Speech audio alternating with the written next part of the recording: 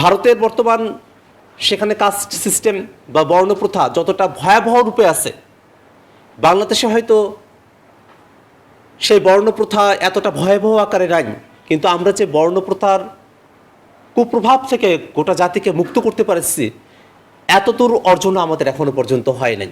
আজকে আমরা বাংলাদেশের যে মানচিত্র দেখি, মানচিত্রটা এমন নাও হতে পারত। সেই 47-এর দেশভাগের পর পাকিস্তান পিরিয়ড গিয়েছে, বাংলাদেশ স্বাধীন হয়েছে, আমরা আত্মনিয়ন্ত্রণের অধিকার ফিরে পেয়েছি 71-এর মুক্তিযুদ্ধের মধ্য দিয়ে। যে মুক্তিযুদ্ধের অন্যতম একটা কথা ছিল সাম্য, মানবিক মর্যাদা এবং সামাজিক সুবিচার আমরা প্রতিষ্ঠা করব। আমরা 71-এর পরে আমাদের অর্থনীতি বড় হয়েছে, আমাদের কাঠামোগত জায়গায় অনেকগুলো জায়গায় সময়ে সময়ে আমরা অগ্রসর হয়েছি, কিন্তু সাম্য, মানবিক মর্যাদা, সামাজিক সুবিচারের যে বার্তার কথা আমরা বলেছিলাম, সে বিষয়ে সব থেকে পিছিয়ে যদি কোনো জনগোষ্ঠী থেকে থাকে, তারা এই দলিত, হরিজন, রবিদাস এবং তফসিলি সম্প্রদায়ের মানুষ। আমাদের হায়ার কোর্টে আমরা অনেক অধিকার যেগুলো আমাদের রাজনৈতিক দলগুলো দিতে চায় না, সেগুলো আমরা প্রতিষ্ঠা করতে হয়তো পেরেছি। হাইকোর্ট অনেক সময়টাতে তারা জনস্বার্থে তাদের রায় প্রকাশ করেছেন, অধিকার দেবার চেষ্টা করেছেন, কোর্টে সেটা বলবৎ হয়েছে, হয়তো কিছু কিছু ক্ষেত্রে সেটা বাস্তবায়নও হয়েছে। কিন্তু আমাদের দলিত, হরিজন, রবিদাস এবং তফসিলি সম্প্রদায়ের মানুষ, না আমরা তাদেরকে একটা সাম্যের সমাজ দিতে পেরেছি, না মানবিক মর্যাদা দিতে পেরেছি, না সামাজিক সুবিচার আমরা নিশ্চিত করতে পেরেছি। আজকে এখানে যারা বক্তব্য উপস্থাপন করেছেন, তাদের সঙ্গে ওঠা বসা, চলাফেরার জায়গা থেকে, কথা শোনার জায়গা থেকে এবং প্রত্যক্ষ অভিজ্ঞতা থেকে আমরা খেয়াল করে দেখেছি যে আমাদের দলিত, হরিজন, রবিদাস সম্প্রদায়ের মানুষেরা, তারা মানুষ হিসেবে যতটুকু মর্যাদা পাওয়ার কথা, মানুষের মর্যাদাটুকু তারা পান না। আমরা একেবারে প্রত্যন্ত এলাকায় বড় হয়েছি, সেখানে দেখেছি যে যারা পরিচ্ছন্নতার কাজ করেন, সে পরিচ্ছন্নতার কাজ আসার পরে তাদেরকে কোনো হোটেলে ঢুকতে দেওয়া হয় না, খাবার খেতে দেওয়া হয় না। হ্যাঁ, অবস্থার পরিবর্তন অনেক হয়েছে, এই জায়গাটাতে দ্বিবিধ মূল্যায়ন আছে আমার।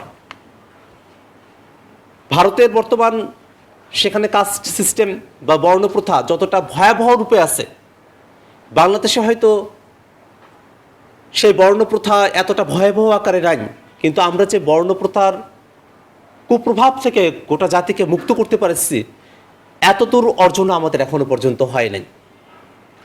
এটা খুবই দুর্ভাগ্যের। সেই ব্রিটিশ পিরিয়ড থেকে নিয়েই তফসিলি সম্প্রদায়ের মানুষেরা, দলিত, হরিজন, রবিদাস সম্প্রদায়ের মানুষেরা, তারা তাদের অধিকারের কথা বলে আসছেন। ইতিহাসের পরতে পরতে এই আলোচনাগুলো আছে যে যারা নিম্নবর্ণের হিন্দু, তাদের সাথে যারা মুসলমান আছেন, তাদের এক ধরনের সংযোগের বিষয় ইতিহাসের পাঠগুলোতে আমরা দেখি। আমরা এই যে বর্ণপ্রথার কুপ্রভাব, সেখান থেকে আমরা পরিপূর্ণভাবে মুক্তি চাই।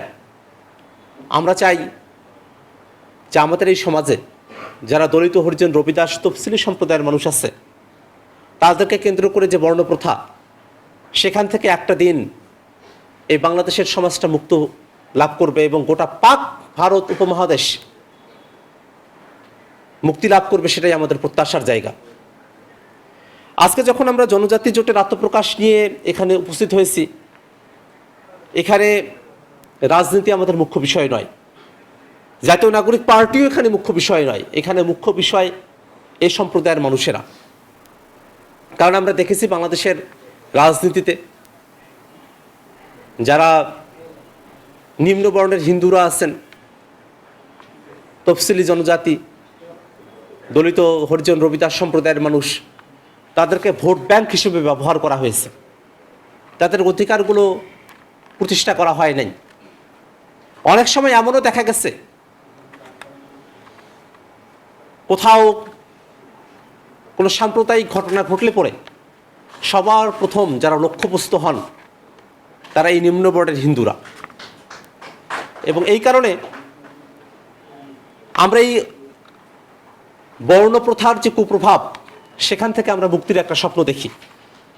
আপনারা জানেন যে জাতীয় নাগরিক পার্টি এনসিপি, আমাদের এই পার্টির দলের নামের মধ্যে নাগরিক শব্দটি আছে, যে নাগরিক শব্দটি আমাদের রাজনীতির মূল ভিত্তি। অর্থাৎ এই বাংলাদেশের কোনো মানুষকে আমরা কোনো ধর্মের পরিচয় না, কোনো বর্ণের পরিচয় না, স্থানের পরিচয়ও না, আমরা এই বাংলাদেশের প্রত্যেকটা মানুষকে বাংলাদেশের নাগরিক হিসেবে আমরা তাদেরকে দেখতে চাই, সেই হিসেবে আমরা তাদেরকে মূল্যায়ন করতে চাই। এখনো পর্যন্ত আমাদের দলিত, হরিজন, রবিদাস, তফসিলি সম্প্রদায়ের মানুষেরা তারা শিক্ষার অধিকারটা পান না। যদিও বা দুই একজন শিক্ষিত হন নিজের চেষ্টায়, তারা চাকরিতে অংশগ্রহণ করার সুযোগটা পান না, এবং সেই ফলাফলটা তাদের পরের জেনারেশনের মধ্যেও প্রভাবিত হয়। যে এত পড়ালেখা করে, এত কাঠখড় পেরিয়ে, এত প্রতিবন্ধকতা সত্ত্বেও যিনি মাস্টার্স ডিগ্রি সম্পূর্ণ করেছেন, তিনি যখন স্থায়ী ঠিকানার অভাবে চাকরি না পান, তখন তার অনুজেরা যারা আছে তারা সকলে ভাবতে থাকে যে ওই পথে যাওয়াই বৃথা, পড়ালেখা কথাটা এখানে বৃথা, পড়ালেখার প্রয়োজন নাই। বাপদাদারা যে পেশার সঙ্গে ছিলেন, সেই পরিচ্ছন্নতার কাজ, সেখানেই তাদেরকে ফিরে যেতে হবে, এমনটাই ভাবা হয়। এই জায়গায় শুধু রাজনৈতিক ব্যক্তিত্ব হিসেবে না, এ সমাজের একজন মানুষ হিসেবেও বাংলাদেশের আপামর জনতার কাছে আমার আকুল আবেদন থাকবে, আমরা যেন মানুষকে মানুষ হিসেবে মূল্যায়ন করতে পারি। আমরা যেন মানুষ হিসেবে তার যতটুকু মর্যাদা, সেটা যেন আমরা তাদেরকে প্রদান করতে পারি। আমরা যেন আর কখনোই কোথাও এ কথা না শুনি যে বাংলাদেশের কোনো একটা অঞ্চলে, কোনো একটা হোটেলে দলিত, হরিজন, রবিদাস বা তফসিলি সম্প্রদায়ের কেউ গিয়েছেন এবং তাকে হোটেলের বাইরে খাবার খেতে হয়েছে, হোটেলের প্লেটে করে, হোটেলের টেবিলে বসে তিনি খাবারটা খেতে পারেন নাই। এই ধরনের বর্ণ প্রথার কুপ্রভাব আমাদের সমাজে যেন আর অবশিষ্ট না থাকে, সেই ব্যাপারে বাংলাদেশের আপামর জনতা সকলের কাছে আমি আকুল কণ্ঠে অনুরোধ জানাতে চাই।